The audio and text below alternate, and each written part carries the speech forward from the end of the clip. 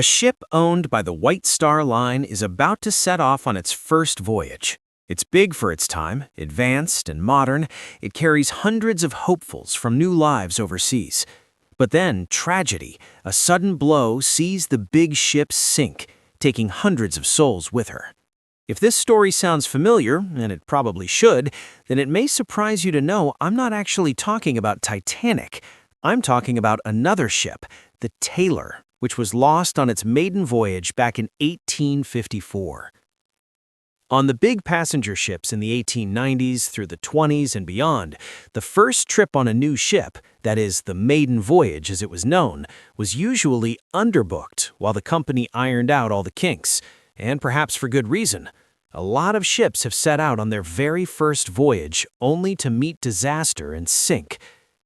From White Star Line's very first Titanic moment to the ultra-modern Danish ship that simply disappeared, the magnificent French passenger liner that burnt like a torch, and the brand-new luxury vessel that broke in half, these are the ships that sunk on their very first outings. Ladies and gentlemen, I'm your friend Mike Brady from Ocean Liner Designs, and these are the ships that were lost on their maiden voyage. It's the early 1850s, and the papers are abuzz with news of the gold rush in Australia. Gold fever was spreading rapidly worldwide. Demand for quick passage to Australia was huge and growing by the day, with thousands eager to seek their fortune far across the oceans. Keen to meet this need, and quickly, the White Star Line chartered the passenger sailing ship Taylor, built for Charles Moore and Company in Warrington, Liverpool in 1853. Designed by William Rennie, her lightning-fast construction saw her launch on the 5th of October, only 6 months after her keel had been laid. The ship had capacity for 4,000 tons of cargo and could carry 650 passengers, displacing 1,750 tons, that's 230 feet and 70 meters in length. She boasted the title of being the largest iron sailing merchant ship of her time. A state-of-the-art, fully rigged iron clipper, the Taylor was built with speed and luxury in mind. Her iron hull was still a relatively new concept, representing the beginning of a gradual evolution away from the typical centuries-old timber construction. Supposedly safe in the knowledge that the Taylor was touted as not only one of the biggest and fastest vessels of her time, but also as a safer and more comfortable option to make a voyage to the southern hemisphere, passengers jumped at the chance to travel on board. But although she certainly appeared impressive, beneath that dazzling exterior lurked unnoticed issues born of her hasty completion, issues that would become all too apparent as she set out on her maiden voyage. In a time before radar, 19th century sailors were much more reliant on visual indicators for navigation, like tracking celestial bodies, stars, and planets and land masses. The huge flaw in that approach, of course, was that in cases of low visibility, like storms and fog, those visual clues were impossible to keep track of. Instead, they'd have to rely on their compasses. The Taylor had 3, that was standard, but the problem was that no one had considered how her modern iron hull might interfere with the compass readings, something that would very much come back to bite them. Adding to the Taylor's flaws, the clipper's 3 masts were positioned more widely apart than was standard, leading her to be difficult to handle, not helped at all by the fact that her ropes hadn't been seasoned correctly, causing them to be excessively slack. On top of that, they were too thick to pass easily through the pulleys and blocks, meaning that the rigging, and therefore the sails, were made to be incredibly difficult for the crew to control. The final nail in the coffin was that the Taylor's rudder was markedly undersized compared to her tonnage, affecting her maneuverability even more. Had the Taylor undergone sea trials, it's likely that these issues would have been recognized and potentially rectified before setting sail, but instead, she would embark on her maiden voyage untested. The ship's captain, John Noble, was reliable and respected, but young, just 29 years old. In fact, he was of record-breaking repute, having previously set a crossing speed record on the same route from Liverpool to Australia. This time, though, the trip was marked by an ill omen before it even began. Prior to the Taylor's launch, Captain Noble fell from a significant height into the ship's hold, seriously injuring himself in the process. The rest of the 70-odd crew consisted mostly of inexperienced stewards. Newspaper reports would later claim that they themselves were there for the purpose of seeking passage to Australia. Many also couldn't speak English, so it was difficult for the crew to actually communicate with each other. Not exactly an ideal setup. Despite these difficulties, on the 19th of January 1854, the Taylor would begin her maiden voyage from Liverpool, England, bound for Melbourne, Australia. Waved off by cheering crowds, an atmosphere of hope and excitement undoubtedly must have surrounded the vessel as these prospecting dreams of far-off gold and anticipated fortune drew nearer. The passengers settled in for what was expected to be a lengthy, though speedy for the time if you can believe it, 3-month-long journey to the other side of the world. It was noted as they set off along the River Murray that day that each of the ship's 3 compasses were giving different readings. Troubling, for sure, and a bit of a red flag, but nevertheless they continued on.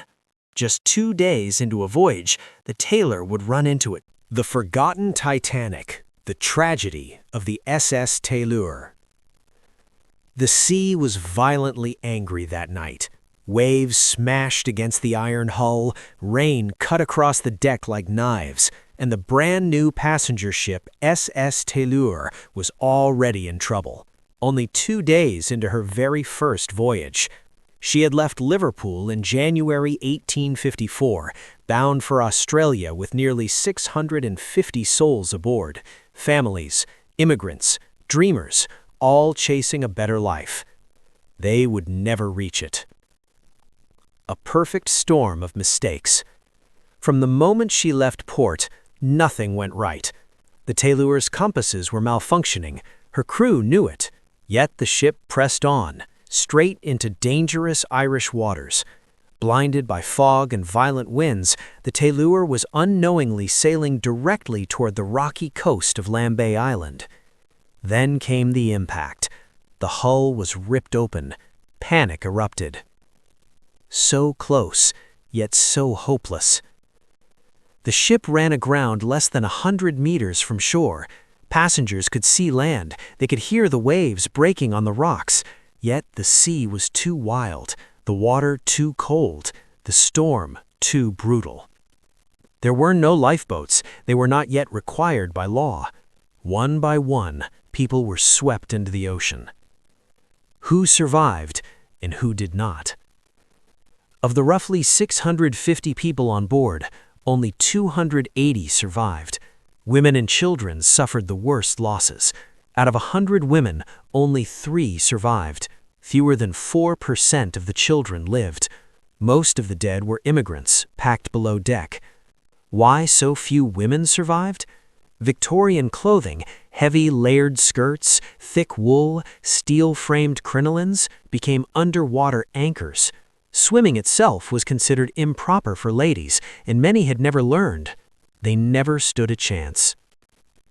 The miracle of the ocean child. In the wreckage, something impossible happened. An elderly Frenchman spotted a 12-month-old baby floating in the debris. He clenched the child in his teeth and swam through crashing waves until he reached the rocks. The boy survived. With no parents found, he was taken in by a local minister, Reverend John Armstrong, who named him the Ocean Child. A month later, his grandmother arrived from England. The baby's real name was Arthur Charles Hereford. Newspapers across Britain called his survival divine intervention. Who was responsible? 4 official investigations followed. The captain admitted, "I think I did wrong, and this will be a warning to me in the future." Yet he was largely cleared of blame. The shipping company, White Star Line, was criticized for rushing the ship and ignoring safety. No single party accepted full responsibility. The disaster would become known as the first Titanic. A haunting legacy. The wreck was rediscovered in 1959, still resting off Lambay Island. Divers today can still visit it. Among the wreckage lie unmarked gravestones, which the ship had been carrying as cargo. In 1999, 145 years later, a memorial anchor from the Taylor was finally raised in Dublin. And this was only the beginning. because nearly a century later, another unsinkable ship would vanish into icy waters without leaving a single survivor behind. The Arctic Titanic, the vanishing of the MS Hans Hedtoft. In 1958, Denmark unveiled what many believed would be the safest ship ever to sail Arctic waters. Her name was MS Hans Hedtoft, a modern marvel advertised as unsinkable. Within 3 months of launch, she would be gone. Not a single survivor, almost no trace of the ship, in a mystery that still haunts the North Atlantic. Built for the ice. The Hans Hedtoft was designed specifically for Greenland's brutal seas. Reinforced bow, double-bottom hull, 7 watertight compartments, radar, gyro compasses, modern navigation, 3 metal lifeboats in 4 inflatable rafts. She even had secret military modifications, allowing rapid conversion into a warship, unknown to the public and hidden from Denmark's own parliament. If any ship could survive ice, it was supposed to be this one. A dangerous decision.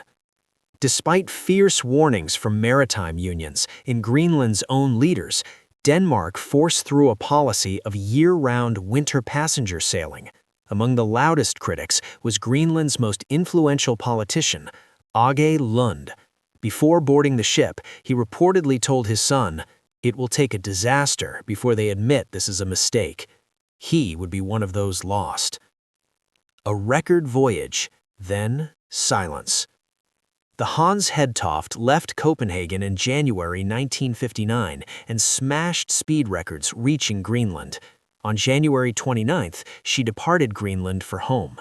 A day later, in worsening weather, the captain radioed, "Heavy snowstorm, visibility poor." At 1:56 p.m., everything changed. SOS, we have struck an iceberg. The hull was torn open, water flooded the engine room, and then the most chilling message of all, we have many passengers on board. The final words. Rescue ships battled monstrous seas, blinding snow, and towering waves. Radio operator Carl Dahlberg stayed at his post to the very end. At 5:41 p.m., the final clear message came. We are slowly sinking, need immediate assistance. Then, broken static. We are sinking. Now. Silence. No survivors, no wreckage, almost no evidence. Rescue vessels arrived minutes too late. For days they searched. They found nothing. No bodies, no wreckage, no lifeboats. Only one single life ring would ever be recovered, washed up in Iceland 9 months later. The Hans Hedtoft had vanished with 95 souls. Political shockwave. The disaster triggered scandal in Denmark. The government ignored warnings, forced winter sailings, hidden risk reports. A third of Greenland's historical records, including census data dating back to 1780, were lost forever in the sinking. Winter passenger sailings were finally abandoned. An airfield was reopened. Safety laws were rewritten. But for 95 families, none of that mattered. The Arctic's eternal ghost ship. To this day, the location of the Hans Hedtoft remains unknown. She is the last ship ever lost to an iceberg with fatalities. Her wreck has never been found. And yet, this was not the only maiden voyage to end in flames, because in 1932, a luxury liner burned so fast that hundreds barely escaped alive. Fire at sea. The burning of the MS George Philippar. At 1:30 a.m., May 16, 1932, the luxury liner MS George Philippar was alive with celebration. Passengers danced, music echoed through gilded halls, champagne flowed beneath crystal chandeliers. 15 minutes later, the ship was on fire. A ship cursed by flames. Even before her first voyage, the George Philippar seemed doomed. During construction, she caught fire twice in the shipyard. Electrical failures plagued her systems, yet she was still hailed as a masterpiece of French engineering. She featured ornate wood-paneled halls, silk wall hangings, grand staircases, a Roman-style swimming pool, state-of-the-art electric power throughout the ship. She was beauty and a tinderbox. The spark. That night, first-class passenger Madame Valentine returned to her cabin. She smelled burning rubber. She heard crackling inside the walls. Moments later, flames erupted behind the decorative wood panels. The fire raced through ventilation shafts and electrical conduits, spreading faster than any crew could fight it. Chaos in the dark. Power was cut to stop the fire, plunging the ship into darkness. Smoke filled the corridors. Passengers smashed portholes to escape. Some were trapped inside their cabins. Even the lifeboats were burning. An SOS was sent at 2:15 a.m., seconds before the radio room was consumed. Rescue in the flames. 3 ships answered the call. The Soviet tanker Sovietsky Neft arrived first. Over 400 survivors were pulled from the sea. The captain, Captain Vic, badly burned, searched the wreck for remaining passengers and was the last man to abandon ship. The George Philippar burned for 3 days before finally sinking beneath the waves. The dead and the rumors. 52 people were missing and presumed dead. Among them was famed investigative journalist Albert Londres, who had been returning with explosive notes on a major scandal. Conspiracy theories erupted. Some believed his death was no accident. An investigation later concluded the cause was simple and deadly. Faulty wiring plus flammable luxury materials equals unstoppable fire. Lessons written in ash. The tragedy forced new safety rules. Flammable materials banned, electrical systems redesigned, firefighting equipment upgraded, mandatory safety drills required. But the price of those lessons was paid in human lives. Yet not all maiden voyages ended in tragedy. One ship would split in half before the eyes of thousands, and somehow everyone would survive. The ship that snapped in half, the incredible survival of the RMS Magdalena. In the early hours of April 25, 1949, passengers aboard the brand-new liner RMS Magdalena were jolted violently from their sleep. A thunderous crunch ripped through the hull. The ship had struck a reef. What followed would become one of the most unbelievable maiden voyage disasters in maritime history, because everyone survived. An incandescent iron. A floating city's first journey. Built by the legendary Harland and Wolff shipyard, the RMS Magdalena was a modern British liner, 570 feet long, carrying 347 passengers, 237 crew, nearly 5,000 tons of cargo. She departed London on March 9th, bound for Argentina. Everything went perfectly until the return journey. A deadly navigational error. While steaming north from Brazil, the ship slowly drifted off course. Course corrections were ordered. Then, at 2:30 a.m., something dark loomed ahead. It wasn't another ship, it was rock. The Magdalena slammed into the Tucas Reef. Water flooded the holds. An SOS was sent. Passengers assembled at lifeboats in terrified silence. The world watches a giant die. In an attempt to save her, cargo was dumped, oranges, oil, supplies thrown into the sea. By morning, crowds gathered along Copacabana Beach as tugboats tried to free the stricken ship. Then, it happened. With the sound like a giant tree snapping, the Magdalena broke in two. The bow sank. The stern drifted. The ship died in front of thousands of witnesses. A miracle ending. The final evacuation order was given.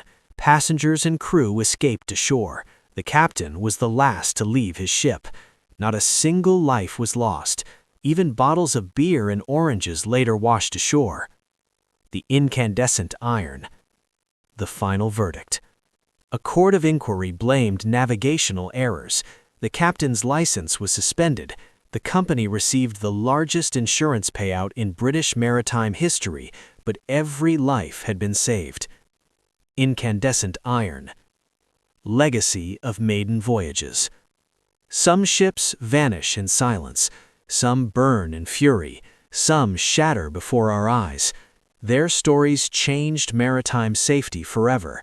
And though the seas still claim ships today, no great passenger vessel has been lost on its maiden voyage since 1959.